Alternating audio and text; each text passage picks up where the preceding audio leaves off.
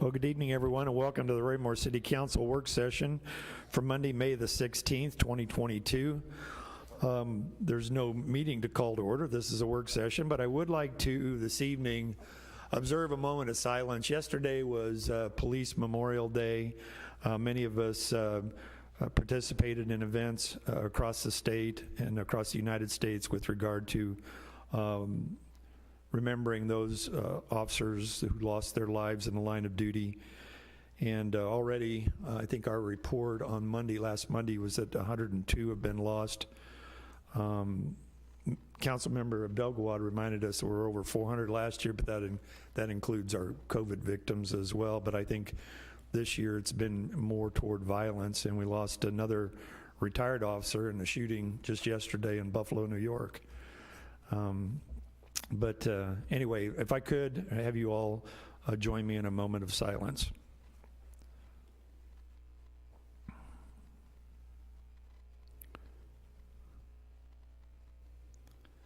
Thank you.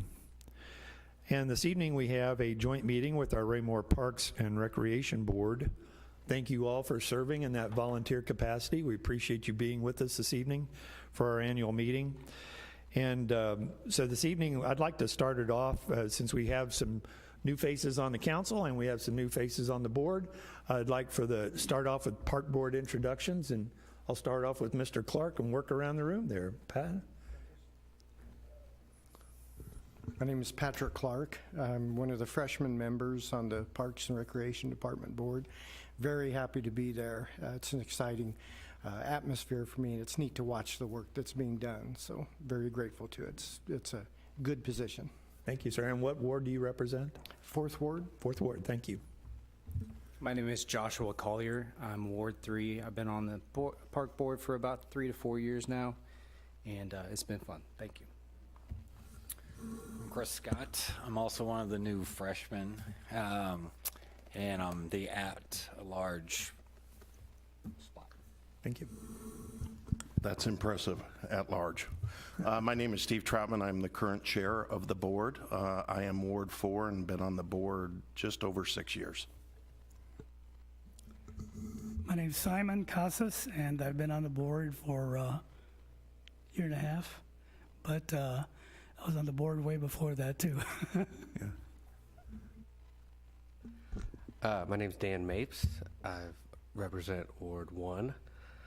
Just got on the board here recently, but I was on the board before for 5 years. Bill Manson, 9 years on the board representing Ward 2. Ken Cooper, I don't remember exactly how long. I know it's been less than a year. So, and I'm also in Ward 2. All right, thank you. And we'll go ahead with our council members. Joe Burke, Ward 2 Council. Reginald Townsend, Ward 1 Council. Victoria Wills, Ward 1 Council Member. Tabitha Forrester, newbie, Ward 2. John Berenson, Ward 4 Council Member. Hi, I'm Sonia Abdelgawad. I'm also Ward 4 Council Member. Jay Holman, Ward 3 Council Member. Kevin Barber, Ward 3 Council Member. Thank you all. We appreciate that for the introductions, and I'll turn it over to Mr. Feuerborn to discuss our plans together with the park, as well as some direct plans that we're going to talk about this evening. A lot of times when we have these joint meetings, the mayor kind of turns it over for general discussion in the beginning, and it's kind of like a junior high dance. Everybody's at the different walls and nobody wants to get out in the middle of the floor. So we kind of thought, in consultation with Mr. Mustine, that we would wet your whistles tonight with a pretty exciting project that I know the park board has been working on. I've had the opportunity to talk to a couple of the council members about this topic. And so with that, I'm going to be turning it over to Mr. Mustine and handing out the plans for the upcoming dog park that I know that the park board has been discussing. Thank you, sir. As these get passed around, this is a packet that we prepared for our capital improvement program. So what you're seeing is what staff works through in preparation for the CIP. Tonight's project that we want to talk about, it's actually pretty exciting. This is one of the first projects in terms of property that was dedicated as part of the parkland dedication under the UDC. I believe it was 2015 when the new UDC came out, or the updated. So this piece of property is the first piece of parkland dedication that we've had, and so we're excited to be able to provide an amenity in the dog park that has been long talked about and wanted for a long time on a piece of property that the city did not have to purchase, and utilizing funds in our capital projects and also fee in lieu that came with that parkland dedication out of the Parkside subdivision. So I'll go through the packet with you real quick, and then I'm happy to answer any questions. So this particular project on page 2, what you have is an estimated budget that we put together. This was put together in 2020, so some of the prices may be a little skewed just as inflation happens, but we are currently working on updating those cost estimates for all of our CIP projects. But this was this particular budget line item shows a complete funded project for the dog park.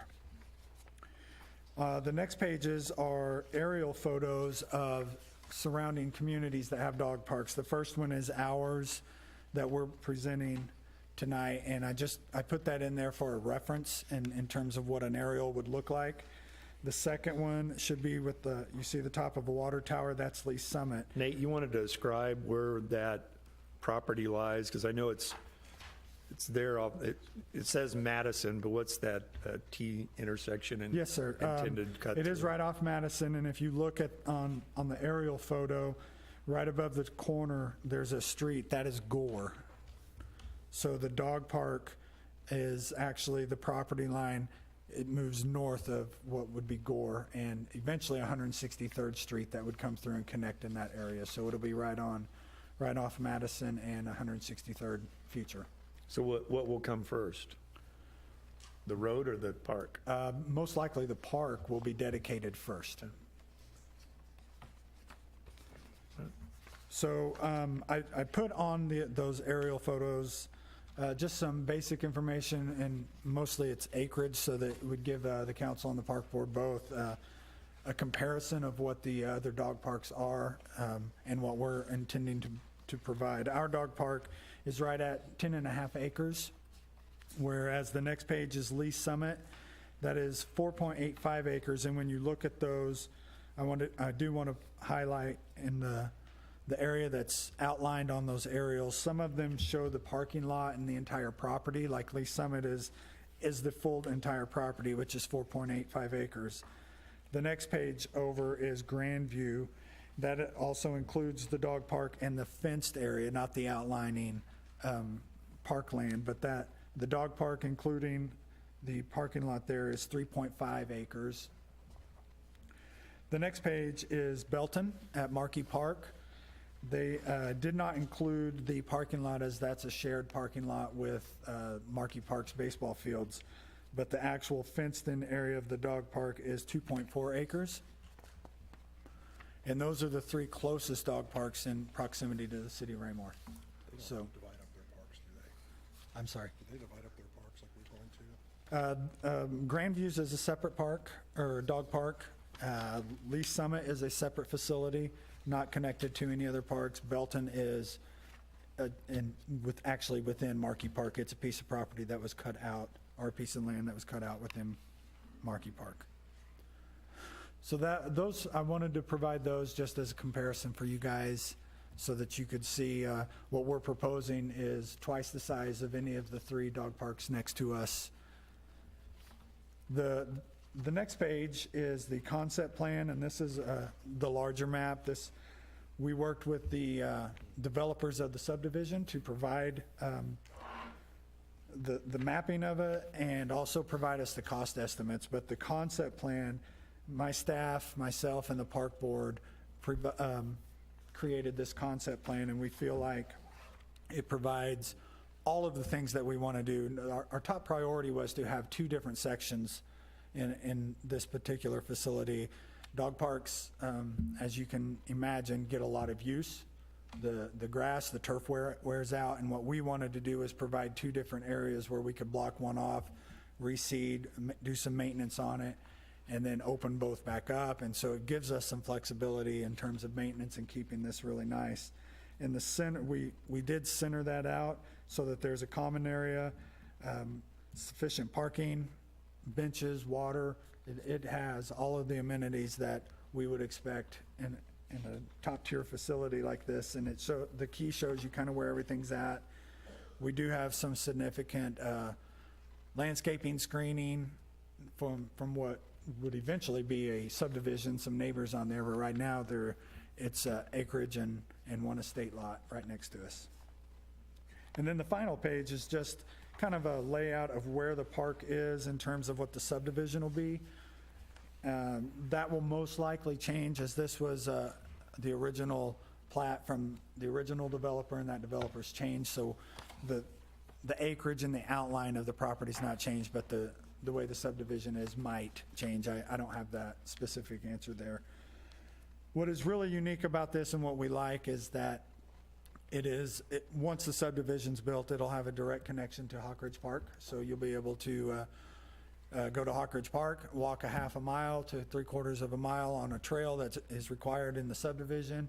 That'll connect right into where the dog park will be.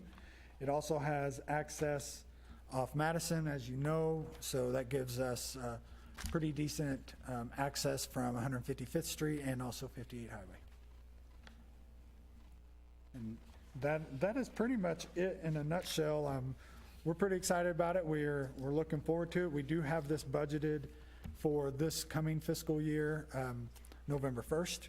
There were some discussions and some talk about moving it back and moving it and kind of flip-flopping a project, but the way that the subdivision is turning out and the timing of it, I think our recommendation has changed to leave this in for November 1st and have that funded there. And so that way, when the property becomes available, we can begin the process of that capital project.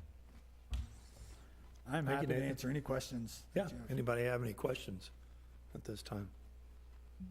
Where are we at? Oh, Mr. Townsend. Thank you, Mr. Mayor. I usually just get a little pinky wave. Sorry, I wasn't watching. I did do the 50 way. I'm sorry. Thank you, Mr. Mustine. This is a great report.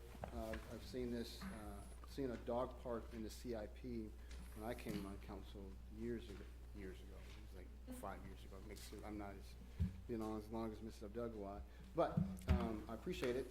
And I think then the conversation had always been we were encouraging development to come to the area to do it. And I know we have some of our apartments and some of the new developments have put in smaller, dog runs and play areas, so that's excellent. But to see a larger one that could serve the community is pretty cool. Is this lighted? So are there hours of operation, or is this kind of dusk to dawn kind of setup? This will be dusk to dawn. There are 2 lights recommended for the parking lot just to meet code requirement, but it will essentially close at dark. Yes, sir. Similar to the other 3 communities? Yes, sir. Same thing? Okay. Yes, sir. And then are there any fees associated with using these? Not at this time. Similar for the other communities, they're not? At this time, this is just an open park for anyone who wants to drive to it. Depending on use and how it gets, the maintenance and the wear and tear on it, at some point we may address that, a residency or a membership type thing, but that's extra infrastructure to put on locks and stuff on the gates, so we're not proposing that at this time. Do the other communities currently have that kind of? I don't think that there are resident requirements or anything like that at those 3 that I provided for you, but there are dog parks that do have that, yes. Okay, excellent. Thank you. Thank you, Mr. Mayor. And my question may be for Mr. Fearborn or Mr. Gress.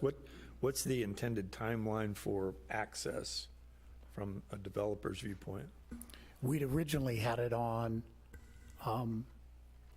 for a dedication. Yeah, I'm assuming you're talking about dedication. How would people get in and out of the park? I mean, they can build the park in November, but they can't get there. Sunset's on its way. Sunset is? Yes. Okay. And that will be, and of course, 163rd Street is a requirement of that as well.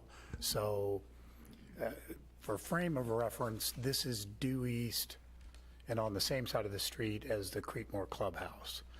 So the developer has a requirement, both the developer to the south has a requirement to get Sunset through, and as a part of that, the first access to this would be from the west going in with the road coming off of Madison. Then we're hoping that the same developer will partner with us for that particular component of road, because you will notice that this half all along the frontage, just like what we're going to be putting in at Hawk Ridge, the city's actually responsible because the park's on that north side. Anyone else? Mr. Ullman? Just a point of clarification, sir, Mr. Mustine, you tell me if I'm wrong. I don't think he's talking about building it in November. I think he's talking about the money starting with the fiscal year of November 1. They would have to put out RFP, RFQ, or request for bid, and then probably seasonal weather, I'm guessing, for construction. So maybe the following spring or something. Yes, sir. The money just becomes available November 1st. The timing of the project is really up to staff and the development of the road and the access, and then obviously the bidding process and construction time. I just didn't want anybody leaving Thanksgiving dinner to take their dog out for a walk. Yes, it will not 'cause be it's open gonna be November there. 1st. No, my question was access to it, so you could even begin the work. Because you could walk it off of Madison, but I'm wondering how we're going to access and get the parking lot installed. Well, there's actually a construction road there now. There now? Yeah. Okay. When you see it on the aerial, it's dirt in there now. And if we had to buffer that up, we could kind of put in a temporary transportation road. I got you. But yeah, you can access this from the east. I was just wondering if that was going to hold the project up. The developers. I wouldn't say that it would delay it for a significant period of time. It may, a couple months, and just timing of how that access road gets Okay. to it there, but I don't anticipate years waiting to put this thing in. Right. I don't have that much time, sir. Okay. I know I don't. All right. Anyone else? Mr. Barber? Thank you, Your Honor. Of course, Mr. Holman, you could take your dog there right now, but Yes, I could. excellent report, Nathan, and wow, this is really nice. This is what our citizens expect out of Raymore, and I commend the park board. It's looks like it's going to be one of the, or maybe the best dog parks around, which is my next question. Is there any thought, this may be so popular that our own citizens can't even get in and use it. Do all dog parks, are they open to everybody, or does some of them have the ability to just the citizens that live in the community use it? It really depends on the area. Some of the more urban areas do have a residency, or they have a card that they go in and purchase, and they can swipe to get into the gates. These particular ones that I've shown now don't have that. You can drive from Raymore and participate in those. In terms of popularity, a lot of it's daytime. I mean, it depends on the time of day or the weekend or what's going on, depending on how busy it is. But that's one of those things we're just gonna have to wait and see how busy it is, and then kind of adjust on the fly with that one, unless we want to make that determination ahead of time.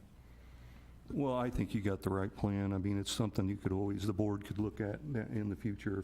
If we start getting complaints that our own citizens can't use the park and people are driving in from other spots and taking up park. The main thing is parking, I think, trying to get a place to park. Do you have some? One of the things that was discussed at the staff level was that we're obviously experiencing phenomenal growth. We suspect that this probably will not, in the end, be the only dog park in Raymore. So you see these other cities that are growing, like Lee Summit, where they have multiple. You see different types of donations that lead to that, with specific donations being made. So at some point in time in the future, that's probably going to be a reality. The first step in the near term, though, if our own residents can't use it, you see charges being assessed for non-residents, and that cuts down on that a little bit.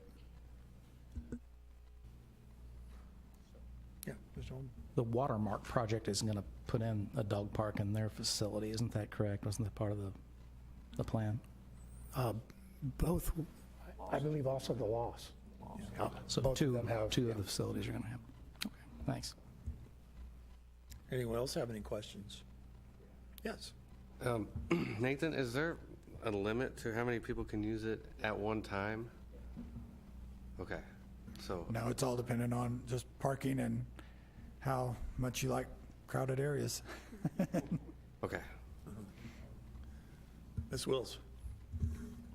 Is this the actual amount of parking intended here? Not necessarily. That's a concept plan that we'll strive for, but when we actually bid out the process, I mean, we can look at that and see how it fits in there, so. Is there a limited amount of, is there a minimum amount of parking that you would move forward with? Like, do you have a set, we won't do less than 10 spots or, something along those lines? We probably won't go less than 20 to begin with. Okay.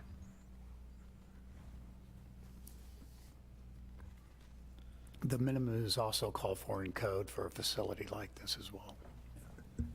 I believe this particular, when Mr. Carteret was here, when we designed this concept, we were above what the minimum requirement was for code, so. Yes, Ms. Forster? I just want to comment that I'm so excited that this is coming through. I don't necessarily have a question because I know it's in the beginning phases, but I love that you split it for all dogs or bigger dogs and small dogs, because that is a concern sometimes with people having the smaller dogs around with big dogs. So I think you guys are doing great. Thank you. Mr. Townsend? Thank you, Mr. Mayor. Your comments earlier about, Mr. Fairborn's comments about other areas in the city, at one point I thought the park area dedicated in timber trails was had been earmarked for potential dog park at one point in time. I don't know if that's still considered or Yes, that particular area, originally, we did identify that as a future dog park. Development or the addition of what was that, Johnston Drive that cuts through there?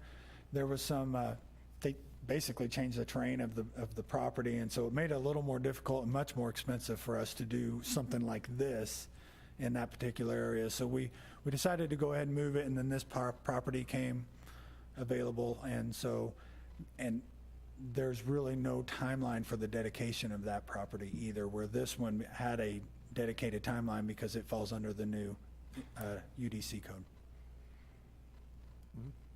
Mr. Dugawad? Just a quick comment. I'm excited to see this coming along. It's been, like Nathan said, a long time. We've known people wanted to come. We've looked at several different opportunities for it in the community, and so it's great to finally see a plan and to see that it's going to be in the budget for next year. I think my biggest concern, like Councilmember Wills brought up, would be the parking. Looking at the plan here for Grandview, they've got 19 spots in a considerably smaller park. So knowing there's nowhere really for overflow parking, I know people could walk at Hawk Ridge or park at Hawk Ridge and walk there, you mentioned, but I would just make sure we make that parking lot big enough to accommodate all the space and all the people who've been waiting for years for this. Thank you. Well, I can address that. We allowed for what we call the common area, that dark green that's around the parking lot. It's just open space, so we can change that entrance plaza, that parking area, to accommodate more parking as we get through the design and stuff like that. Yeah, it actually looks like you could, if you designed it like that, expansion of it would be fairly simple if we saw the use grow in the park. Mr. Troutman, did you have anything you wanted to add to that, sir? To the plans or how you guys came to this? I know you have talked about it infinitum, but I'd like to hear your perspective if you could. So it's a funny thing because a lot of you, as I look around, started on the park board or spent some time on the park board. Nathan and I, about 3 months ago, went back and looked at old notes, and dog parks have been talked about since 2009. So when you bring up how long it's been on the agenda, we've just never had land and acquisition costs of land in Raymore obviously has been very expensive. The one thing that I'll add, Mayor, would be if any of you know Nathan and his crew, I'm quite sure he's going to do it up the right way. Everything that we have has been done up the right way. I know timing sometimes is an issue, but I don't think there's any park or anything that people would say they're not proud of in this city. And as a person who's lived here since 1997, I can tell you there was some times in my time here that I thought that wouldn't happen. I have full, being on the park board, being with this group, and then having Nathan's lead, I'm gonna promise you this is what, 20, no, my math's not very good, 13 years of waiting and waiting and waiting, and I can tell you the park board's very excited that we finally have land. A big piece that we were told were the two, which was brought up, the 2 dog areas. Even though we know the little guys like to run with the big dogs. Some people don't like that. It also allows some of our older citizens like myself not having to navigate the bigger area and the smaller area. So again, all this was looked at. We've re-looked at it. Parking's a very good, I made myself some notes. Parking, definitely we want to have enough. As a board, we love this common area because it leaves open a lot of ideas, a lot of different things we can do with dogs as far as, you know, get-togethers and so forth. So it's stuff we're still working through, but when Nathan brought to us the size of these other parks, and I've been to 2 or 3 of these, compared to this is going to be incredible. So we'll make sure it's done right. And any input that anybody has, we obviously want to hear it. So I appreciate that piece being brought out because, again, it helps make it perfect the first time. And I keep going back to, I wrote myself notes about TB Hannah and what I thought it was going to be when it first started, the different things we all thought it would be. And we have a water park, we have an accessible playground, we have a skate rink, you know, and we have tons of parties out there. I would have never thought that 10 years ago. So this is going to be, this to me is going to be another flagship for Raymore. So it's going to be awesome. Thank you. Thank you, Steve. Yes, Ms. Forster. I don't see, is there going to be any like gazebo or any shelter of some sort that people could rent out to have a dog party or something like that, or just shade as well? I know the trees will provide it, but I didn't know if that common area, if there'd be something like that. That was one of the original reasons why we left such a large space for the common area, that I did not put in a depot or anything, a permanent structure there, just from a budget perspective. But that doesn't take away the fact that we can do pop-up tents and we can on special events and things like that. So that's definitely something we can look at. Anyone else like to weigh in on this particular item? Yes, Ms. Wills.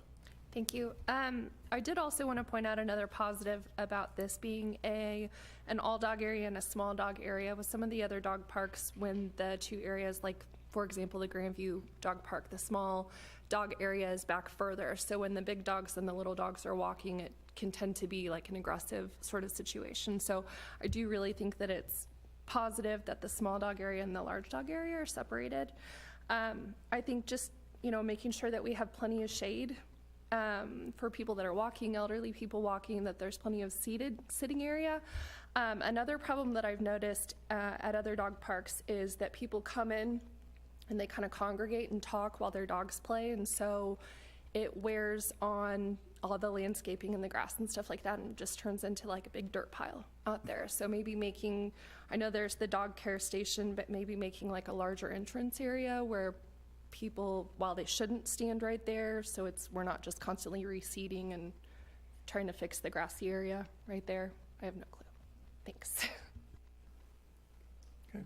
Yeah, I'll comment real quick. Actually, that was brought up in our last meeting by Nathan. I think the idea, Nathan or Mr. Rulo, if you can jump in or want to, I think we were talking some synthetic stuff right in that coming through area also, because I think we're talking dog washing stations as well, which we have to keep careful that it doesn't mud out. So we've got a little bit of that going, but it's been our conversation we've had. Excellent. Anyone else have any comments about the dog park? If not, Steve, I know this is our annual meeting, and I know you guys have done so much more than just the dog park planning. Could you share with us any thoughts and ideas that the board has maybe sat and chewed on for a while and might think about moving forward on in the future? Are you talking about chewing on Nathan, or Yeah. oh, okay. Oh, that too. Okay, we've done a lot of that over the last year or so, but first I want to start, if you don't mind me kind of so it's been a while since we've met. It's been, what, 3 years since we've done one of these, 2.5 years. First off, City Council, Mayor, support staff, thank you for all that you've done for us. I don't think we say it enough sometimes. We've always been able to come and bring ideas to you, but what I'd like to make sure you guys understand, including the new ones, is we're here for you. So we're in your same wards and so forth. Feel free, if you have anything or want to reach out to us, because that's what we're here for. We don't have necessarily, I mean, we have a set agenda, but would love to hear. If you hear something, we would love to hear it so we can bring it back to our work sessions and, you know, with Nathan and his crew. As far as now moving forward, in my mind, it's making it better. So everything we're looking at is making it better. The expansion of the rack. You know, I know that's been a huge conversation of, well, how do we get in there? How do we use it? How do we do this? What a great problem to have. I mean, not a great, sorry, Melissa, but not a great debate on Facebook or whatever, but who would have thought 10 years ago we would have had this problem and had this conversation of who's going to use it when and where. And, you know, Nathan and I have tried to figure out how can we expand it to 100,000 square feet. You know, it's a great problem to have. Same with the parks. How do we, Rec Park, we're outgrowing Rec Park because of the size of the city, and it's going to keep growing because it's a great city, great leadership, keeps it running forward. And because of that, our meetings are literally how do we make it bigger and better, within budget, of course. But there are so many things we could do. I just need somebody in this room to hit the Powerball and then give us a few dollars, and it'd be great. But in all seriousness, I think our next step is making what we have better and making it more accessible to people, but also figuring out how to make everything fit in place. And one of the conversations with Nathan and I had, we try to get together every couple of weeks, is, you know, okay, now we're looking at, okay, and it was brought out here, we'll probably need more than one dog park. Again, how exciting is that? 1997, what's a dog park? You know, if you wanted anything, you had to leave to get it. Now we're talking about multiples of things, multiple playgrounds, multiple sports fields. With that comes problems, but I think this board that I'm lucky enough to work with is all for it. And again, there's not, I can't think of one, Nathan, maybe you have one plan. We're working on just making everything we have better and more accessible. Okay. Thank you. Anyone else from the park board like to weigh in?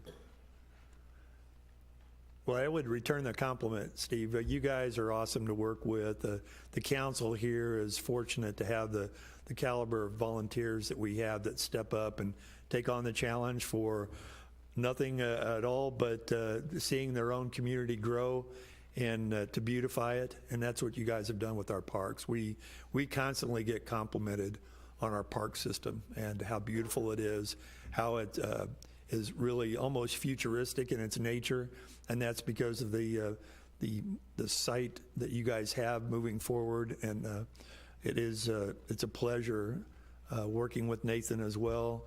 I liken your relationship with him as mine with Mr. Fearborn, and that makes this side of the table continue to be successful as well, as when staff and the officials here get along so well and can plan out and sit down and discuss things that make our entire community better. So I wouldn't even know where to begin to offer any advice toward the park board about what your next step should be, because that's why you're there. And you guys do a great job. Nathan's and his team have a great vision for the future of the entire park system. And we just thank you so much for you guys all stepping up and being part of the park board, returning members to the park board as well. Mr. Manson, Mr. Casas, it is a pleasure seeing you all and having you here. And for the new members, thank you for your service and continued service. And with that, I'm not sure I have anything else to add. Does anybody from the council have anything to add? Mr. Holman. So it's kind of interesting how we get to full circle again and we come back around to getting into the weeds of operational details. You're very statesmanlike, sir, and you're also very modest. Simon and I were on that board in 09. Sonia may have just left for the city council. It wasn't always just lack of land. There was politics and dissension, and you have done a great job in coalescing your group. You all should be proud of what you have created here in the city. You've been able to do things that previous boards were unable to do simply because we couldn't agree on things. And it really shows. The city is a model for other people to see, and we're getting awards. We just got the national award for TB Hanna, and I suspect there are more to come based on the work that you and staff have done. Well done, sir. Well said there, Jay. Thank you. Anyone else? Well, I know we're going to move into our agenda now and talk a little bit about our animal control shelter. It falls under the joint meeting, but you certainly don't have to remain here if you don't want to. If any of you think you might have some input on that, would love to hear it. But I think we're going to go ahead and move on to that portion of the agenda and talk about the animal control shelter at this time. And I would turn to Mr. Fearborn. We're going to make a seat exchange here, so. Okay. Oh, yeah, this is. Well, thank you all again. Thank you very much. We appreciate you.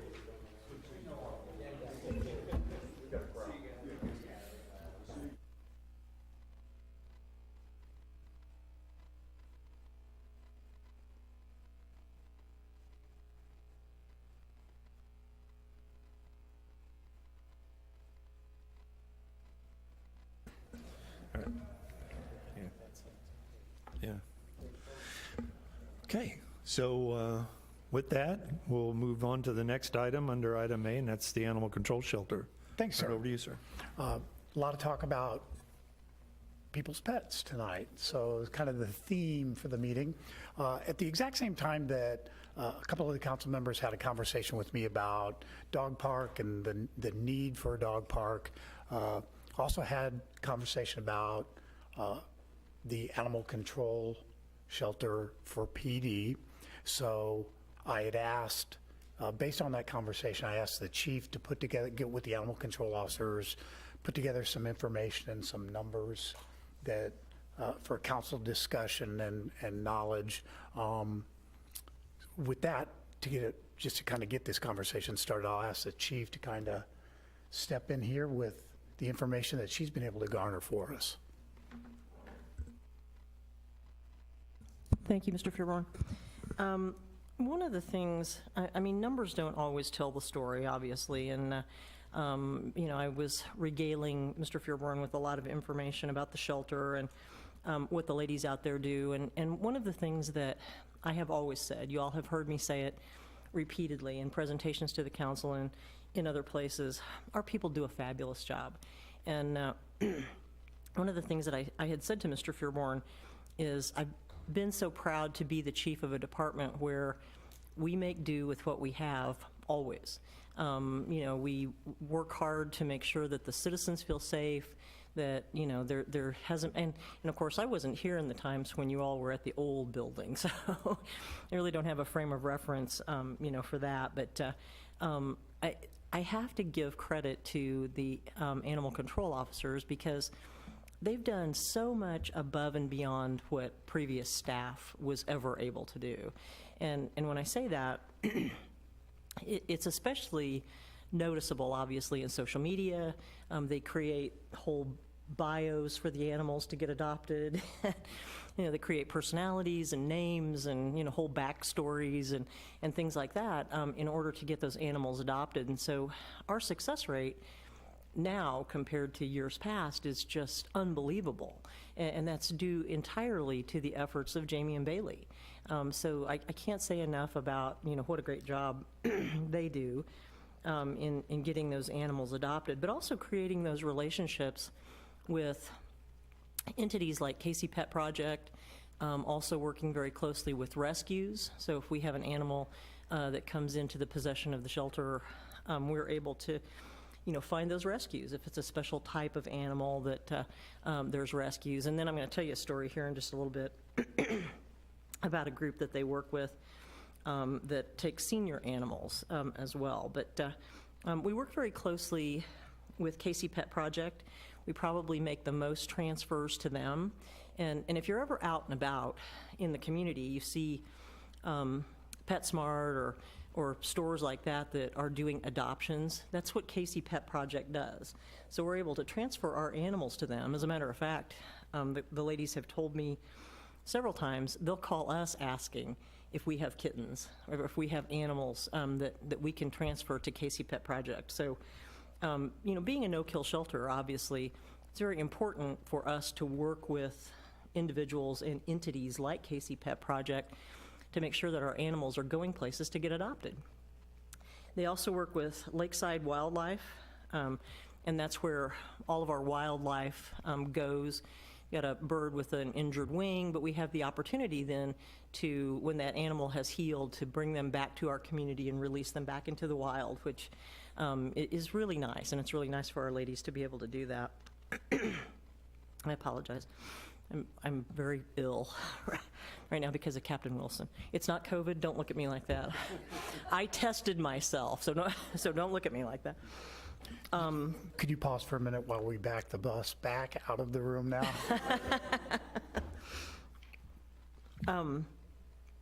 But one of the things that we noticed, and that I spoke with Mr. Furborn about, is perhaps being misleading in the way that we're reporting. So when we do the weekly report every week, we see, or we note on the weekly report animals housed. And as we were having I was having a conversation with the ladies, I wanted to make sure that I understood what that meant. And so I'm thinking maybe if I don't understand what that means, then maybe there are others who don't really understand what that means as well. And animals housed means every animal that they come in contact with. And so it's not an animal that spends necessarily any time in the shelter. It's an animal that maybe comes into the shelter, the owner realizes it's running at large, comes and picks it up an hour later. So it's not an animal that's spending any time in the shelter necessarily. It's just those animals that they've put their hands on, that they've processed, that they've done something with. The animal, has gone, back to its owner, and we see a lot of those. The vast majority of the animals that we come in contact with are being returned to owners. One of the things that I thought was interesting from my conversation with both of our folks is that I knew anecdotally, or at least I felt that it was true anecdotally, that we were seeing a lot more animals dumped after COVID, after people started going back to work and things like that. And so I asked the ladies about that, and they said that's absolutely true. As a matter of fact, Jamie said to me that in her entire career as an animal control officer, both here and other places, that she's seen more dumped animals than she's ever seen in her entire career. And that's unfortunate, obviously, for obvious reasons. But the thing that's unfortunate for us is a lot of these animals now are microchipped. And when we try to make a case for someone abusing, neglecting, abandoning an animal, we have to keep that animal as evidence in order to make that case in court.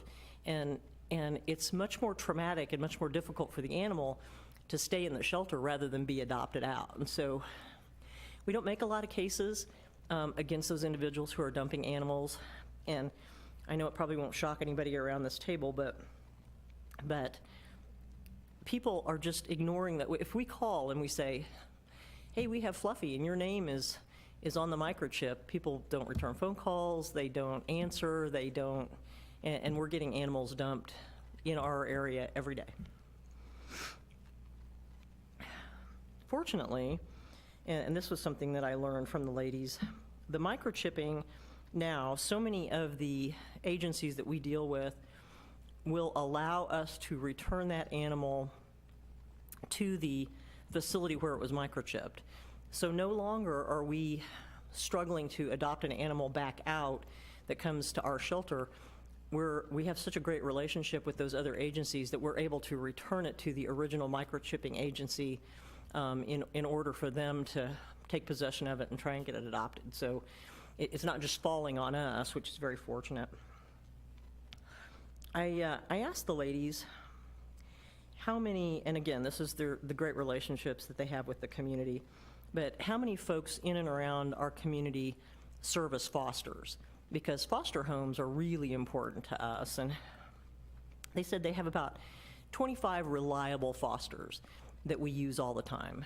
And I mean, that's very fortunate, because when you see something in our weekly report about 35 animals have been housed, that may be a mother cat that comes into the shelter and then has a litter of kittens. And so it's very fortunate if we have a foster there that will take that cat, take those kittens, and hang on to them and love them and socialize them and feed them and take care of them until those kittens are ready to be weaned and then be adopted out by places like Casey Pet Project. So one of the stories I wanted to tell you all when I talk about animals being dumped, you've probably seen, if you follow the animal shelter on Facebook, Lulu, which is a dog that had terrible mange, terrible skin condition, and had been dumped in Raymore out off of 195th about 3 weeks ago.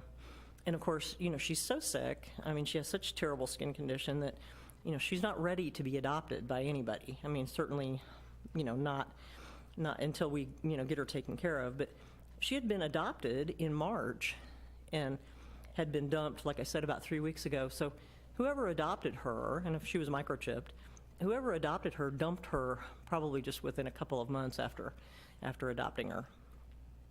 There's not a terrible enough place for people like that. That's not even hell, but someplace. So I wanted to make sure that I sort of talked about the numbers at least and put them in perspective. So when I asked Jamie today, I said, how many animals do we have control of right now? And she said 33. 33 animals that you know, are in shelter, they're in foster, they're in rescues, they're in different stages of being adopted. And I said, okay, of that 33 of them, how many of them are actually in the shelter? And she said 5. And she said 2 dogs and 3 cats. So, you know, when you think about the shelter, you know, we're certainly not overrun, you know, with 5 animals, but, you know, our people are very creative in making sure that those animals go someplace, because the shelter is not a good place for the animals to be. It's a very hostile environment, and if you want an animal that's going to be a good pet, if they stay in the shelter for very long, they're not going to be socialized. I mean, absolutely, you've been there, you know, and I could tell you the story about my cat that they couldn't take out of the cage without putting the big glove on, because the longer they're in shelter, the less socialization they have. So to get them in foster care and to get them places where they can get that love and socialization from the family is absolutely paramount.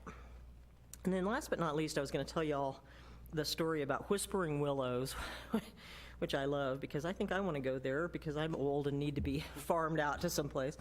But these are senior animals that are not likely to be adopted. And a lot of times, and of course you all know, you know, our senior population here in Raymore, that, you have someone who, maybe at Foxwood Springs, who transitions from independent living to maybe hospice or the memory unit, someplace where they can no longer have a pet. And these folks down by Hermitage, Whispering Willows, will take those animals and keep them until their end of life. And we work with them all the time. So I was just really pleased to know that, again, these animals aren't being put down. They have a good place to go, and we work with them to make sure that they do. So I'm happy to answer any questions y'all have. Thank you, Chief. So with regard to the size of the shelter and any future plans for another location, I know we've talked a little bit about the property that was purchased for the Criminal Justice Center and the potential of a little notch-out area in back as a animal shelter type facility, much larger than what we have access to now, or even expansion of the existing shelter. Do you know, have you guys strategized at all on what that might look like 5, 10 years down the road? Well, I mean, I'm certainly not an expert, but I know that in the shelters that we've looked at, and we've looked at plenty, you know, experts will tell you, you know, having separate dog and cat areas because it's very traumatic for the cats with the dogs barking all the time and all that. But, I mean, I know that in the discussions that we've had about that space that you're talking about over by the Criminal Justice Center would be about, Mr. Fearborn, I could be wrong, but 10 times larger than what we have, approximately. About 8,500 square feet inside. Yep. And so 10 times the space that they have right now in order to tend to the needs of all the animals and have it be an environment that is more friendly and obviously conducive to, I mean, again, I will say over and over and over again, shelter life is not good for the animals no matter what. Right. But they would be able to do so much more with a space like that. Sure. Okay. Mr. Fearborn, did you have any input on that? Chief, could you, when we've been out touring, you bring up areas within shelters that people don't think about that we also need, like reception, and could you kind of talk to that and the different areas that, besides just housing the animals, that we need? Well, absolutely. You know, when you go to places, as Mr. Fearborn indicated, to look at other shelters, not only like reception, because when you walk into the animal shelter, you walk right into their workspace, you know, into Jamie and Bailey's workspace, and maybe we've got a load of towels in the back that are in the dryer, and you know, so everything is, you know, we've maximized the use of space, absolutely, but also those pet socialization areas that you find at many of those other shelters where a prospective adopting family or you know, individual may want to spend some time with that animal, and we don't have any of that. There's no space to be able to do that. So there are all kinds of things, you know, dog washing areas and, you know, areas to clean the animals, because we do get, you know, much like Lulu, who, you know, terrible case of mange, you know, how do you get those animals cleaned up and all that. So there are all kinds of other things that we just don't have. Are we seeing any kind of growth in dealing with exotic type animals? We do get some pretty weird stuff. I mean, lizards, snakes, other kinds of. We actually, and I'm trying to remember, I think it might have been Gary Cochran, one of our officers took a picture of something crossing the road that looked like an alligator. So, yeah, I mean. Probably a pet iguana or something that something got loose. Was, you know, but. I didn't know, with our growing population, people's snakes variety of pets are changing as well. Yeah, absolutely. And know if we dealt with anything the girls like do that. a really good job, you know, of you know, even the exotics that, you know, we're able to, you know, work with, you know, either Lakeside Nature Center or others to make sure that they get placed. Okay. Ms. Wills, did you have a question? I did, yes, thank you.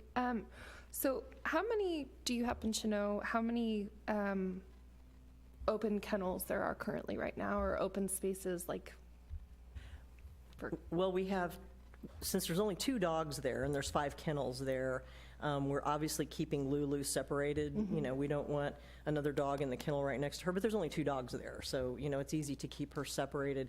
And then we've got all kinds of cat condo space. We bought some condos several years ago, and a gentleman up in Nebraska actually made these by hand and brought them down. But yeah, they're stacked. You know, to maximize the space, you know, that we have there. But again, there's only 3 cats there right now, but that doesn't include the ones that are out at foster now, pregnant mamas that are getting ready to have litters, so. Is that normal that we're generally have that much open space in there? It just depends. You know, I mean, we can go, and of course, Mr. Fearborn hears me talk all the time about kitten season. This is kitten season. Yeah. But we are in the midst of kitten season right now, and and so, you know, what will happen, again, and I can't sing the praises enough of Jamie and Bailey, but, you know, we may get, you know, a flood of animals in at any given time, and that's when, you know, we'll put the word out for fosters, we'll put the word out for, you know, is there anybody out there who, you know, can take, you know, a dog with special needs? And we'll talk about Margie, you know, one of our employees here. We had a dog that was very ill, and, you know, one of our Raymore employees actually fostered her and, you know, loved her back to health and all that. So, yeah, on any given day, you know, we could have a lot of animals in there, and then the next day, not any at all.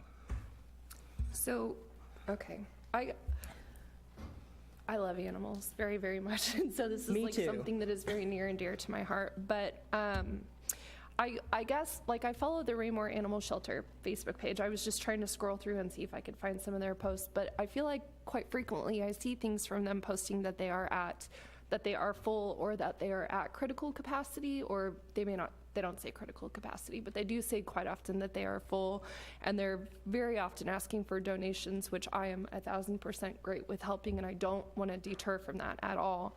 But are they properly funded if they're needing to continue to ask for donations? And if they are constantly saying, not constantly, sorry, if they are often saying that they are full, like, I know with the new Justice Center coming in and the new proposed animal shelter that we will have plenty of room at that time, but is there any concern from where we are right now to where housing animals and keeping everyone safe and all of that sort of thing, will we be able to make it from point A to point B when that project is finished? Well, we will make it from point A to point B. We always do. Yes. We always make it from point A to point B. But let me say a couple of things about several things that you mentioned. Donations. And the ladies do an outstanding job. You know, Arm & Hammer donates, you know, litter. And we have, you know, people who, because I know you won't be surprised when I tell you that there are hundreds, if not thousands, of people in our community who feel exactly like you do about animals. And I think that they'd rather see me hit by a car than a dog, you know. I mean, you know, truly, the community, it rallies so much behind, you know, our animals. We had a little dog several years ago that needed to have its hip operated on, and there were actually Raymore residents who drove it to St. Louis to have the operation, because that's the way people feel about the animals. And so I think that people feel like you do. They want to do something. They want to help, you know, whether it's money, or they bring, you know, dog beds, or they bring towels, and they, you know, want to help the shelter and all. But Mr. Fearborn has heard me say this numerous times about the current shelter, and I've said, don't throw good money after bad, that place is not big enough, but it's not ever going to be big enough. And so even if you built another building exactly like the building that's there next to it, it's still not going to be enough eventually. And so I think that what we need, what the city of Raymore needs, is exactly what we're going to get when we build over here. Thank you very much for clarifying all of that. So do you feel like there will be any need to maybe expand onto the current animal shelter that we have to help us get from point A to point B? Or do you think that the 800 square foot building that we currently have will suffice for the next couple years? Well, that's the throwing good money after bad. I wouldn't, if it were me, and I was making the money decision, I wouldn't add on to a building that, I mean, again, you could double the footprint and still, you're going to need more space. So, you know, I think that what needs to happen is exactly what is happening, and that identify the land and then identify what the building is going to look like and how dogs and cats will be separated and all of those things, which you would never really be able to do where they currently are. Thank you. Sure. And as you mentioned, Chief, there's so many people that want to help and do that help take that pressure off the facility. So I realized that when I was police chief as well. And so it was, you know, like you said, you just kind of make do. I guess for planning purposes, what we would do is maybe plan a facility where we were just it, you know, and that's not the case. As you just said, there are a lot of people that want to help, want to give their, not just their money, but their time, sometimes temporary shelter and fostering. And that's what makes this, it's what helps us get by. Yeah, both of my cats are from the shelters. But as the city grows, so will that need. Sure. Yeah. Mrs. Bell, go ahead. Thank you. And I was just going to kind of tag on to what you said. So, Chief, what you said about the socialization piece, and no matter how big the shelter is, a shelter is not an ideal place to keep animals. Right. So even if we had a shelter 17 times as big as what we have, our goal would be not to keep animals there. Right. To get the animals out to foster, to get the animals adopted, to get the animals, you know, to a place like Casey Pet Project where they have more traffic, even coming through to take a look at those animals, or where they partner with other places. So I think that's my question is, if our goal really is not to have any animals there, I realize we will have animals there, you know, how much more space do we really need with the growing population, kind of all those things to consider? Do we need a gigantic space? Do we need something just double the size of what we have? Mr. Fearborn mentioned, you know, what we have is very, very minimal, and what we need would include several different kinds of spaces than what we have currently in our building. But I guess knowing the goal is to have the animals not there as much as we can, how big of a space do we need? Well, and I'm not an engineer, you know, or an architect, but you know, as Mr. Fearborn had said, and you know, in talking about those spaces, I mean, obviously a separate office space, you know, for the ladies to have their office, because the community is growing so significantly, you know, having, you know, eventually increasing the staff there, you know, to make sure that we are operational, you know, perhaps 24/7 at some point in the future, but keeping, again, the dogs and cats separately, storage space, which we lack so critically. I mean, there's no place for all these great donations that, you know, the community brings in, you know, blankets and beds and all that. We don't have, you know, any place to put those things. And, you know, obviously we built some dog run space, you know, out behind, you know, where we currently are. But, you know, those animals need to be able to get out in the fresh air and all that as well. So, you know, I know I won't be around, but, you know, the design of that space and, you know, in the conversations that we've had with Jamie and Bailey, they have so many great ideas about the design of that space and, you know, what it would look like, you know, in the future to make sure that, you know, it's the best for the two-legged people, but also for the four-legged ones, you know, that would spend time there. Because yes, the idea is to get them out of there, but that's not always something that happens right away. Thank you, sir. I'll let you go first, then Mr. Barber. I think it's a great question. Like a lot of the things we do, we know we're going to have animals there, even though we'd love to immediately get them out. It's not a question of building the biggest. It's a question of looking at all those ancillary items and building the best. Council will remember just three regular meetings ago, you all approved the group that's going to be doing our space needs study. And we told them then, this is first. So they'll be interviewing the public. They're going to have committees for each of the different buildings that are going to go in. They'll be interviewing the ACOs. what do you need besides space for the animals? And then they'll be designing around that preparatory to the next bond issue, which hopefully is going to be in 2 years. Well, okay, well, Mr. Barber's had his hand up for a while. Sorry. Go ahead, Kevin. Thank you, Chief. Yeah, I am trust, and I know you're looking at not going to be here, but you've done a great job of managing the shelter, and you got a big heart, and you love people, you love animals, and that shows. But we got to think back. When I moved to Raymore 20 years ago, the animals were housed in the jail on Washington. There wasn't a place. And then the place was built now. So then we're looking at really I would say our second generation. You can't count the old jail as the first one. But it sounds to me what you're telling me is animal control is changing too. There's animals that were euthanized 20 years ago. They don't do that today. There's places for them. You've got a great outreach for them too. I like the idea that the new building is not just for housing animals. It's really to have animal control, the centralized part of animal control. And we also got to remember too, we're spending taxpayers' dollars. And I appreciate you saying not throw bad money, good money. You know, it's taxpayers' dollars. We really have to watch that. And when we do make decisions up here, you know, I've got a dog.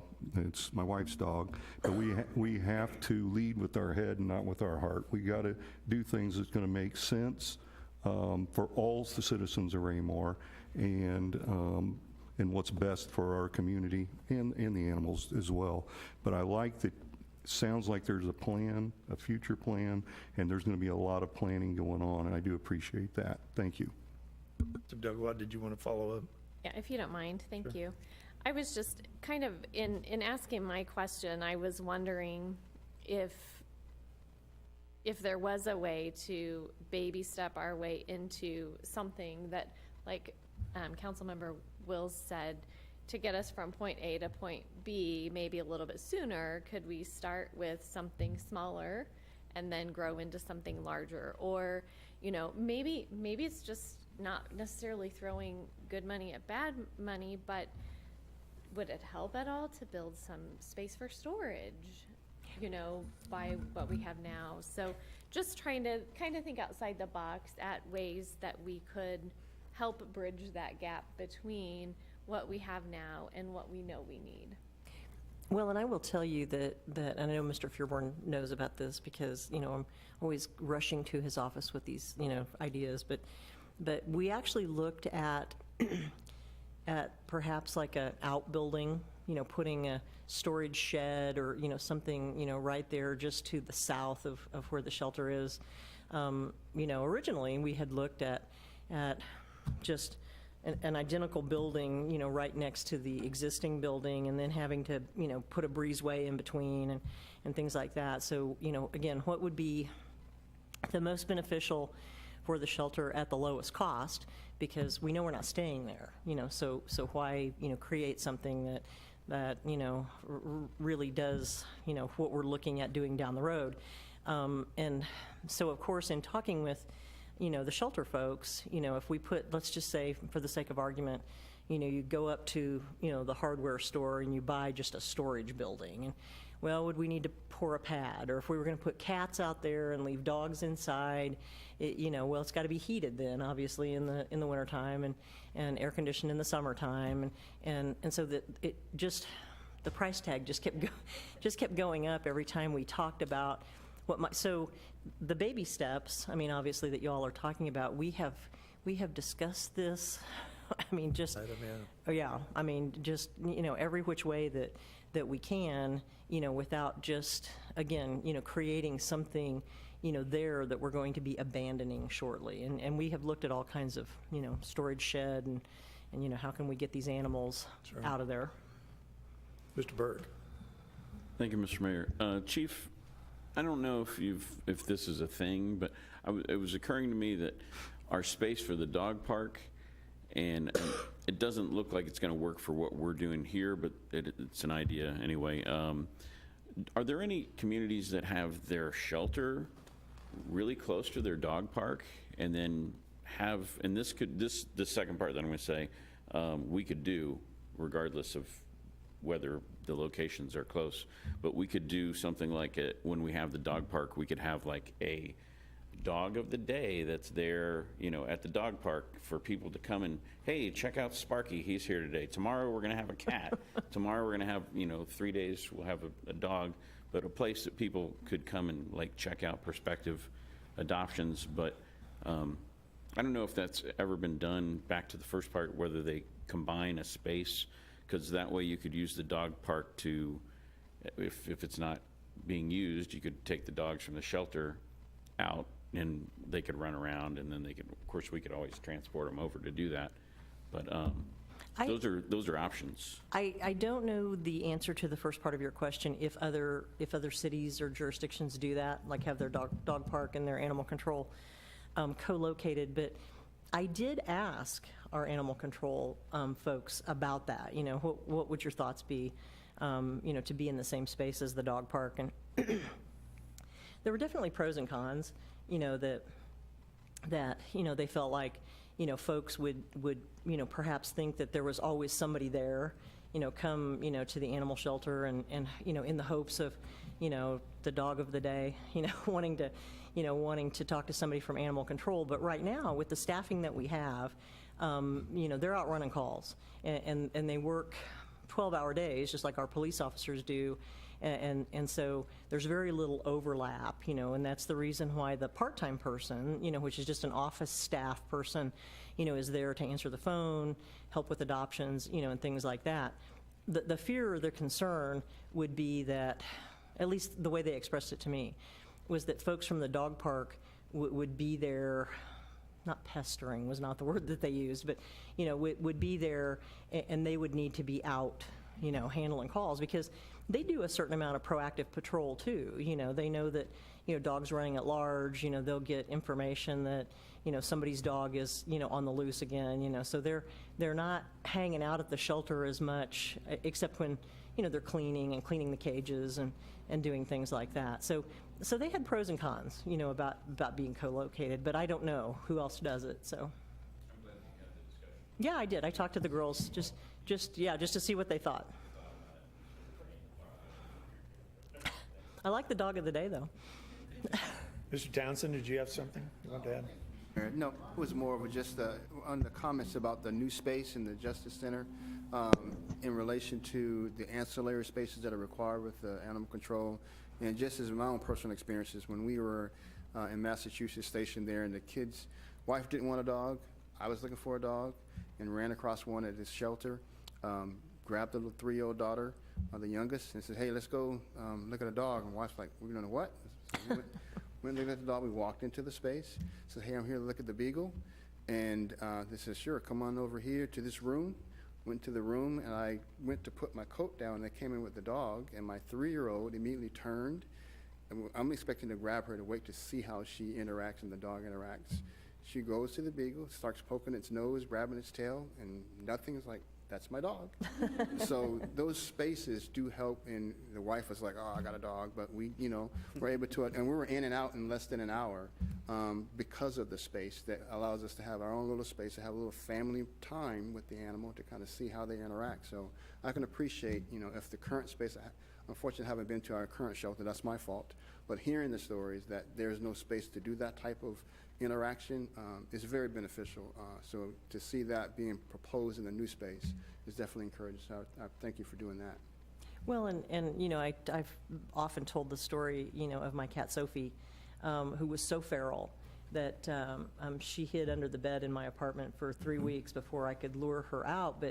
But I mean, she was destined for, she might have been a good barn cat, and we have a really robust barn cat program, which is nice because you give them a second chance. They're not being shipped off, they're not being euthanized, because they do make, good barn animals. But, she's one of the sweetest pets I've ever had. And again, I mean, she probably would have clawed my face off if I tried to socialize with her, but you know, I mean, all of those animals there deserve a chance, and that's what Jamie and Bailey are doing. Ms. Forster? I want to tag on to that as well. I think it's great in the new space having that, because even the people, if we're shooting for fostering, or we're wanting people to foster, that brings them a common ground area, so that way strangers aren't coming to their house. More people might be willing to foster, because then they can come back and meet in those rooms or having multiple of them. So I think that's a great idea. Yeah, one of the greatest places that I had ever seen, you know, that really in action was at Wayside Waifs. If you've ever been to Wayside Waifs, you know, and they've got room after room to socialize, and so even if a prospective adoptive family isn't there, they actually have people who come and just socialize with the animals. And so they have volunteers who will just come and make sure that cat doesn't claw your face off. One more? Okay. Thank you. I think currently also something that is happening with the animal shelter in its current location is that people are taking dogs for walks around the area. So maybe something in this sort of situation where, like, if, I mean, obviously I don't think that it would work there, but having a walking trail even near the new Justice Center, having a walking trail in the back where people can take the dogs from the animal shelter and take them for walks outside, something like that I think would be beneficial. The other thing that I wanted to mention too is if Jamie and Bailey are working 12-hour days, and I know that it is difficult for when one of them has to be gone or is leaving. I think one of them is going out of town for a while or something along those lines, but would it be worthwhile to look into maybe hiring a third person to work there? That's not up to me. If they are working That's not up such to me. long days. So, Well, and we feel like we do a really good job, you know, with the scheduling and using that part-time person, you know, who's there, you know, to make sure that the office stays open. Every single one of our officers, obviously, is, and Peculiar as well, trained in, you know, bringing those animals into the shelter and processing them in. There's a process that we make sure it gets into Jamie and Bailey's database, even if it's an officer bringing them in. So, you know, we feel like, and yes, she's gone to Africa right now, but we feel like the officers do a really good job, you know, making sure that they're processed in. And if there's anything that the officer doesn't know or feels like, you know, he needs, you know, to get a little coaching on, they are available by phone, and make sure that the officers know that. One last thing, Mr. Mayor. They take rabbits? Yes. I got a love-hate relationship in my neighborhood right now. They absolutely do. They have had some really strange things in there over the years. So, Mr. Fearborn, you want to wrap it up? You have anything to add? Again, the timeline on this, which continues to increase because of our assessed valuation going up so rapidly, timeline on this would be that it is the first item that is looked at as far as both getting input from the public on what's necessary there, getting feedback from the consultant on what should be in there, and then once the bond issue is passed and construction begins, it would be the first item over there. Councilmember, to your comment about baby steps, I think taxpayer money would be well spent if we did baby steps on this too. Like, let's get the space built right out of the chute over there for housing, and then add on meet and greet rooms, trails, as we're moving forward with all of that, still within the same project, but having the new space just for what we're doing now. Consultant brought up the possibility of a veterinary area, which would get a lot of attention as far as it being the best. But the first steps on this need to be having those meetings and getting expert feedback from the consultant, other folks who do this, to find out exactly, we need to know what we need to be doing there to make this a first-class facility. That's going to take a little bit of time. Right. It'll be a little bit behind the dog park itself, but a couple of years from now, I think we'll be great strides into it. as far as getting this done. In the meantime, as the chief has said, and chief has always been a champion for this area, they won't just make do, they will excel with what they have, and they always have. And that's our promise. One more. One more question that just popped into my mind, and mostly asking because this question has been asked of me a few times. As we know, there are so many people in the community that care so much about animals. Is there an opportunity for a fundraising effort in the community to either make this bigger and better, to accelerate the project, or just is there a need for that? I mean, as we've talked about, people want to help, and so I have been approached by people saying, could we do something to get this sooner or to make it more what our community needs?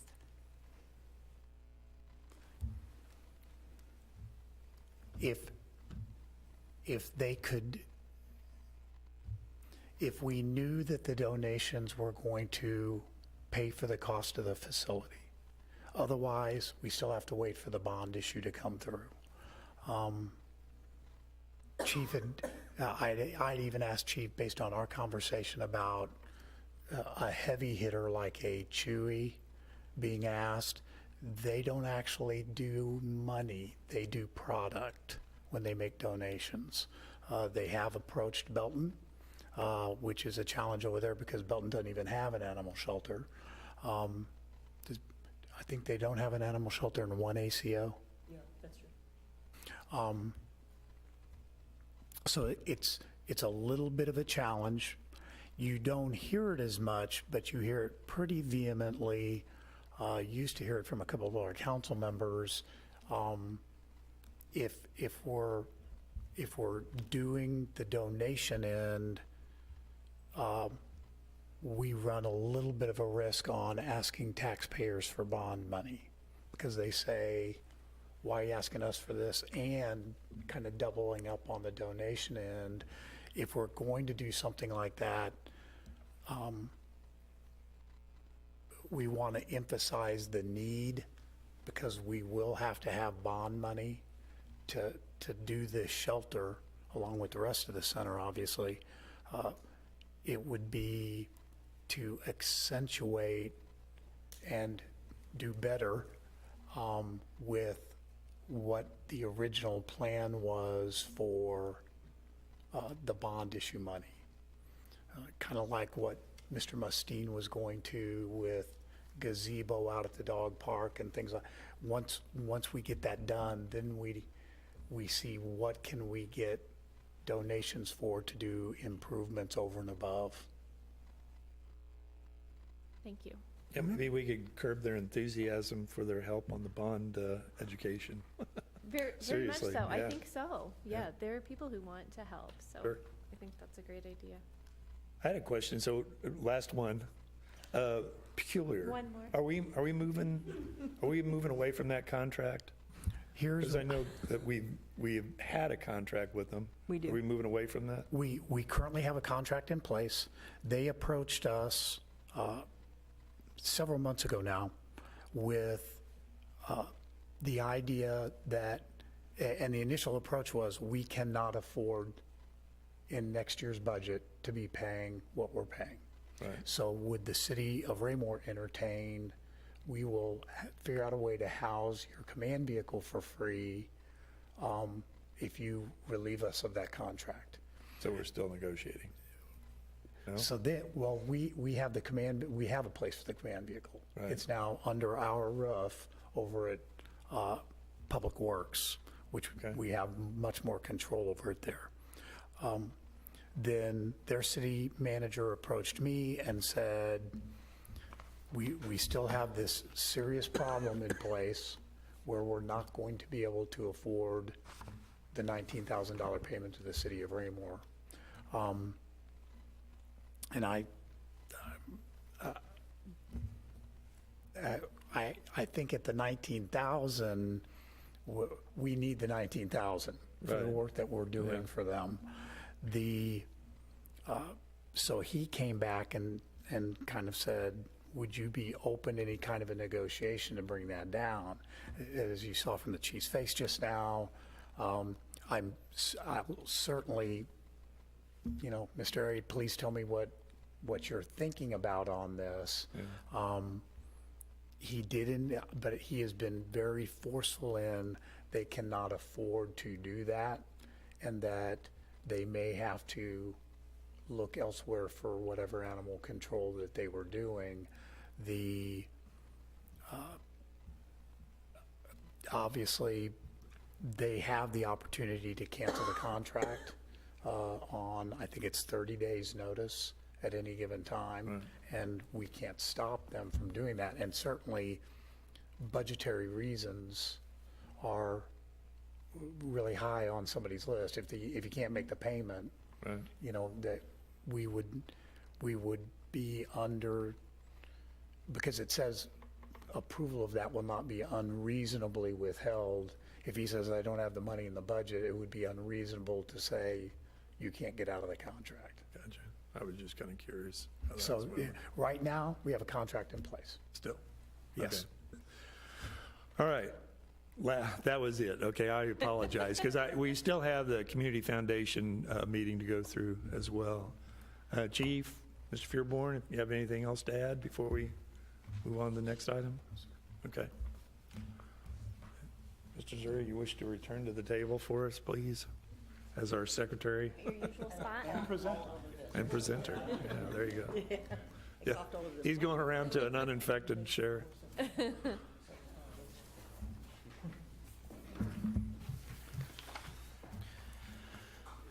All right, so with the agenda of the work session complete, we'll move on to the other item that we need to take care of this evening, and that is a meeting of the Raymore Community Foundation agenda. As you see under new business, we have one item, but this will be, I will call the meeting to order for the Raymore Community Foundation for Monday, May 16th, 2022. I'll call the meeting to order and ask for a roll call, please. Very good. Director Berenson? Director Abdelgawad? Director Forrester? Present. Director Wills? Present. Director Townsend? Present. Director Burke? Present. Director Barber? Present. Director Holman? Present. Chairman Turnbow, you have a quorum. Thank you, sir.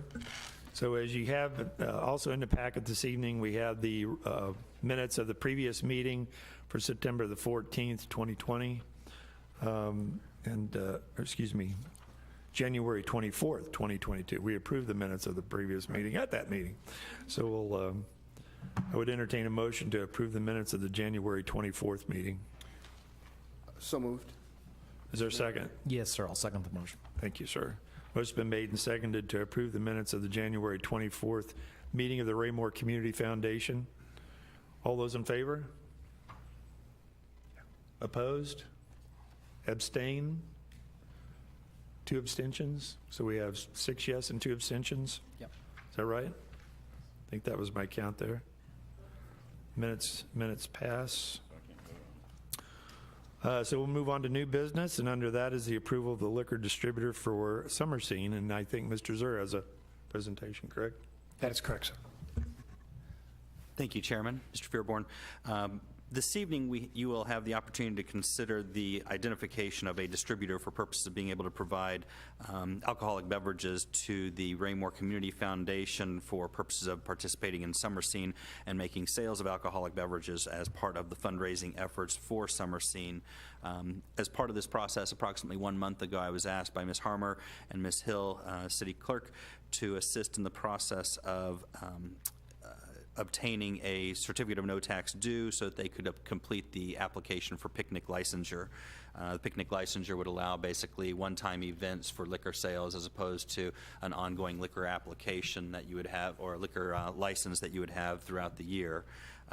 Based upon the fact that the foundation would only be doing this on a one-off type of basis, the picnic license makes the most sense for the particular activity that's being sought. We requested the no tax due letter and received information back from the State Department of Revenue indicating the need for additional details and information. Ms. Harmer assisted last week on a telephone conversation with agents of the Missouri Department of Revenue in order to fill in some additional blanks that they were requesting based upon our request to do alcohol sales.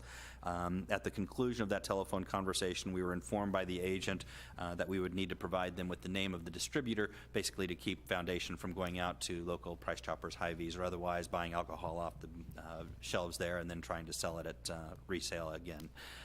So we are seeking this evening approval from you all as the Foundation Board to utilize County Beverage. County Beverage is approximately 2.5 miles away, south of Lee Summit. They are experienced in providing beer and alcohol for large functions and events, and have indicated to Ms. Harmer an ability to be able to provide services necessary for this particular event. That would conclude my report, and I'm happy to answer any questions you might have. Ms. Harmer is also here in the room, too, as well as if you would like to have questions from her conversations with representatives of County Beverage. Yes, Ms. Abdelgawad. This isn't something we've done in the past. Why are we doing it differently? So, I guess that's my first question. Second question, so the Raymore Community Foundation is going to purchase the alcohol that's being sold at Summer Scene. And my third question is, if that's the process, are we going to earn, is the Raymore Community Foundation going to benefit from those alcohol sales? First question, why didn't we have this last year? Last year we utilized the services of Embrace the Grape. She was basically just a vendor that was a drive-up opportunity for the evening. Mr. Icky and I were employees of Embrace the Grape, and we utilized her licensure. All proceeds were donated by Embrace the Grape, as I understand it, including the employees donating their funds from the evening to the foundation as part of their efforts in volunteering. The essence of it is, if you use an end-user vendor, you don't make as much. So we buy it from a distributor, a wholesaler, and then we are providing the employees and or volunteers who are actually doing it, and so there is more money off of it rather than giving all the money back to the vendor. Be very similar to volunteers who do work at local festivals. The Lee Summit has a number of them. Santa Calagon is a very similar situation. In that particular case, the chamber volunteers are selling the alcohol with a distributors and obtaining their picnic license for it. Go ahead. Oh, Melissa, go ahead. Thank you. I would just like to say the whole reason for doing this is because the Arts Commission would like to make money, like basically fundraise from selling the alcohol at Summer Scene to go toward our public art program. Right now we have a limited budget and we have big dreams for a rotating art program, and this would just be another way to supplement that rather than just having a vendor come in and take all of the proceeds. This is a way that I've seen other organizations raise money for their foundations. You'll purchase at wholesale prices and sell at retail prices. That's where you will receive your benefit ultimately, and we have seen that in my dealings with similar circumstances of about 4 times the amount of what the wholesale price would be. That'll depend upon what the ticket price is. Yeah. Go ahead. More questions if nobody else does. So would we as a board need to designate that the money earned actually goes to the Arts Commission budget versus just to the Community Foundation in general? And additionally, what happens to the alcohol that we purchase that we don't sell? You are only purchasing what you sell. So there will be an inventory count before and an inventory count at the conclusion. You aren't purchasing bulk and then having to have leftovers afterwards. Ultimately, they will come in and do an inventory count in advance, and then you only pay for what you actually sell out of the truck. Obviously, there will be some damage. There will be some waste that may occur. That happens occasionally. A case gets broken, but usually County Beverage has been pretty good with working with me on, or with organizations in the past, and trying to make sure that that is not a burden borne by or by your entity. Did you have anything to add to that, Melissa? Okay. I think there was more to your question there. I'm sure I didn't get it all. Oh, designation for the Arts Commission. At this particular point, I don't know if Melissa has had any specific designation for Summer Scene, if it has in the past. In the past, we haven't made any money. I mean, we used to make $35 per vendor, but we've switched up the way we do that. So, but I mean, I'm kind of, I don't want to say like running the foundation, but a lot of the donations that come in through the foundation, I'm kind of putting them toward their spaces. So if you want to officially say that the money will go toward the arts section of the foundation, then I don't know if that is needed, but I will make sure that it goes there. You can make a second motion and second if you're inclined to do that. Otherwise, it dumps into the foundation. The foundation has, I believe, 3 focal points that they're able to utilize the funds for under their bylaws. Right. Yep, Mr. Barber. Yeah, I'm not trying to muddy this up, just curious. We're going to be having Southern Glazers that's going to be within our city limits. Is there any reason why we didn't choose them, or are they just not set up for doing something like this? I would have simply said that we have utilized, county beverage is going to be for purposes of beer sales. I don't know if Southern Glacier, you're going to be looking at more encompassing liquor sales for that one, at least not this year. While they are starting to bring inventory, first of all, beer sales are not one of their things, but, I mean, they do, but it's foreign beer. But they're not technically here yet. We will certainly be putting the tap on them for something like this, pardon the pun, at a future date. That's good. Yeah, that's a good one. Anything else? Okay, Ms. Wills? Thank you. So this may have already been said, I apologize if it has, but who will be serving the alcohol then? And are they required to have a personal liquor license? They have traditionally not been required to have a personal liquor license. They have been provided with a volunteer status of that one, and the license is actually issued to the foundation. So it will be volunteers of the foundation. Now, obviously, if Chief is inclined, I think she could probably come in and do evaluations as to whether or not that would be applicable for individual licenses. I don't believe we've ever had that in the past. In my prior experience, and again, I apologize, I'm going to go back to Santa Calagon because I have an integral role in that particular area. The Independence Police Department and the city has not made any requirements that individual licensures be obtained because it's all going to be going under that picnic licensure exemption. They are actually not required for this particular event, and last year, gentleman who's making the presentation now was actually one of the volunteers, and so he would have personal knowledge as to whether or not he needed the license. I did not. They did recommend participation in liquor and alcohol service sales as an option, so we gave all of our volunteers about a 15 to 20 minute long overview of, hey, this is what you need to look for with regard to IDs and making sure you're not selling to minors. We printed up a number of passes to show this is what a minor's driver's license would look like. This is what it might look like if it were an over the age of 21, and kind of walk them through that process. That would be the extent of my recommendation for any educational opportunities. What about like overselling? Are we putting a max on the amount of drinks we're allowed to serve each person? Again, that goes into the initial 15 to 20 minute long training, and I would say that generally for your bar operations, you will have a designated manager. If an individual is concerned about how many sales they've made to a person, that individual manager steps in to make a determination and obviously can utilize the assistance of local crowd control, security officers, or police department representatives.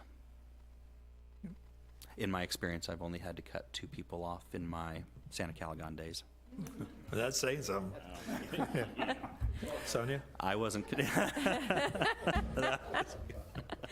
Couple of quick questions. So I'm assuming we'll have officers on duty at the event. Question number 1. Question number 2, just curious, is this the same process that the Festival in the Park group uses? I don't know what process Festival in the Park utilizes, and I would anticipate we will have officers in the community. Yeah, again, Festival in the Park's not us. Right, I know it's But they do almost the exact same thing. Yeah. Might even use that same group.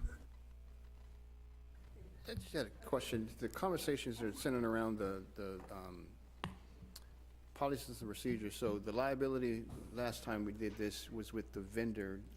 Now that we're going to have a license, liability is on us. That's correct.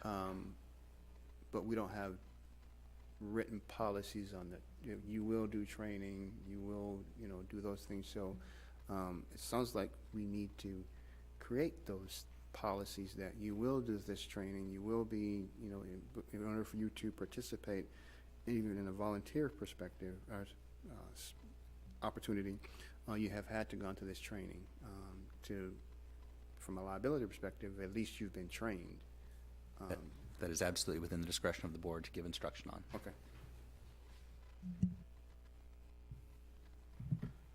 Anyone else have any questions? Yes.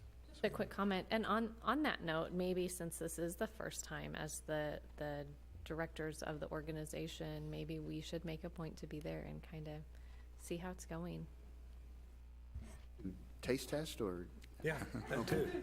I'd invite you all to come out as be part volunteer of it. servers. Doesn't have- Please that would be utilize the unpleasant. service. Anybody down here? No. So we're looking for a motion to what? Motion to approve the designation of County Beverage as the distributor for this year's summer scene. Thank you. That would be the simplest motion. Of course, you've had some discussion that may involve additional comments and suggestions with that motion. Right.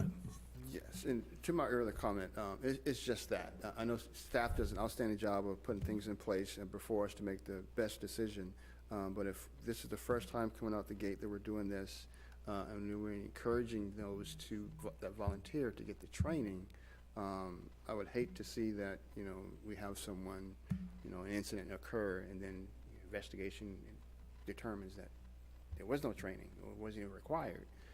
So if it's as simple as going out and pulling the train off the shelf to have it, maybe that we, at the same time doing this, we implement policy that you have to have, if there is a specific state-trained entity that gives that training. Go ahead. So would you be comfortable with the 15-minute presentation that Mr. Zur has done in the past with the visual aids? Is that appropriate, Mr. Zur? That is what we've used in the past. I would note that if you're looking for the full-blown training, that was not performed by state agents. That was performed by the Independence Police Department. They've got an individual there that has received training and generally does the enforcement for alcohol and tobacco sales within the community. And he was the one that came in and provided it to the managers of the beer garden in that particular case, and then the managers distilled it down in the 15 minutes to, okay, now you as a server, this is what you're going to be looking for. So it wasn't state individual agent that did that presentation, it was local IPD. Would you be comfortable doing it, or should we designate the chief or someone from the PD? I am happy to do it, but obviously would invite anyone from PD to join as well. You're an attorney, you've done it before, and you understand it. You seem to be a reasonable person to do that. We'll make sure the training occurs. Mr. Zur will be involved. I guarantee it. There will also be someone from downstairs involved. Outstanding. Yes. I'm assuming we're also going to do wristbands once someone's holding the alcohol or something, so that way it's not like, hey, I'll buy it, and then... That is an option to consider. My instructions for my staff was I didn't care if they had wristband or not, they were going to check the ID every single time. My conversation with them was, if they look older than me, then you don't have to, but generally, that was basically everyone. Go ahead. I think Tabitha's point is to avoid me buying it and giving it to a minor. So we know if someone's holding an alcoholic beverage and they have a wristband, that their ID's been checked. We viewed that as enforcement side, not from sales side. So from that side of it, the enforcement, the police officers were constantly roaming around within the crowd in order to see if there were individuals there.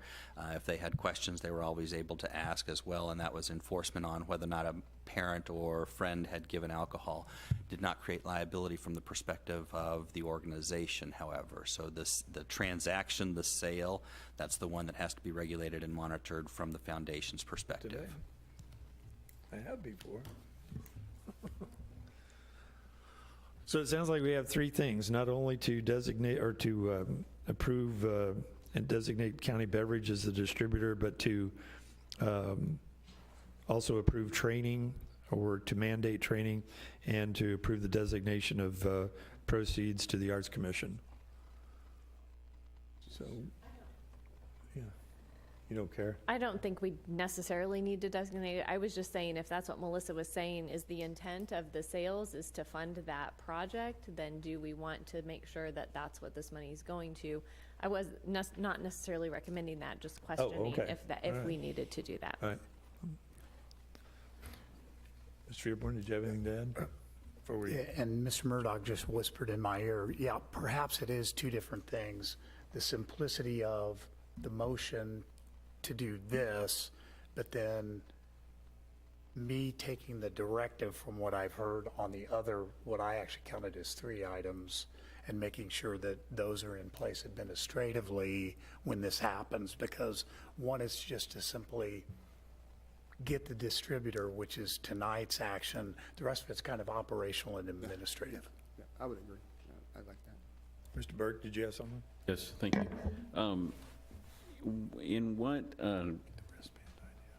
In what situation would we need to put this out to bid to more than one distributor?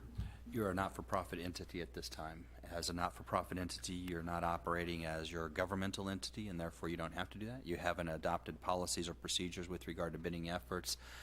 Given the circumstances, you are a not-for-profit and wearing the hat of a director, so not required or bound by the 3-bid process or our RFP process. Mr. Barber? I want to make this go a little longer, but I'm okay with what we're talking about on this situation right here, but is this something that we want to look at a city ordinance that this could be the park board doing something, it could be the foundation, it could be something within the city to have an ordinance that, you know, as far as training, you know, when you're doing liquor sales, having certain rules and regulations. So that's something we want to look at in the future. Did you get your council hat on now, not your foundation hat on? Oh, excuse me, Which one is it? that's right. Which one is it? Should the city council look at that, do an ordinance in the future? Yes. There you go. This is an opportunity only available to a nonprofit. Yes. So it wouldn't be something that the city would do. It wouldn't be something that the Parks Board even would do. It has to be a registered nonprofit to be eligible for the picnic license. That's correct. Says the director of a nonprofit. Yeah. Well, I'm looking for a motion. Anybody want to make one? I guess as custom, I move that we approve the adoption or adoption of a liquor license, a picnic liquor license. Hold on. Hold on. Let Mr. Zur clarify. Yes, May please. I apologize for the interruption, sir. It would be to approve the designation of the county beverage as the distributor for summer scenes, for summer scene and utilization of the same by Raymore Community Foundation. So moved. Is there a second? I'll second the motion. That makes it easy. Motion's been made and seconded to, Mr. Zur, repeat. Approve and designate county beverage as the distributor for the Raymore Community Foundation's summer scene event. Thank you, sir. Any further discussion? Hearing none, all those in favor of the motion? Thank you all. Motion carries unanimously 8-0. Any other business this evening under that? Okay. Then I'd entertain a motion to adjourn. So moved. Is there a second? I'll second the motion, sir. Motion's been made and seconded to adjourn from the Raymore Community Foundation meeting. All those in favor? It's unanimous. We're adjourned.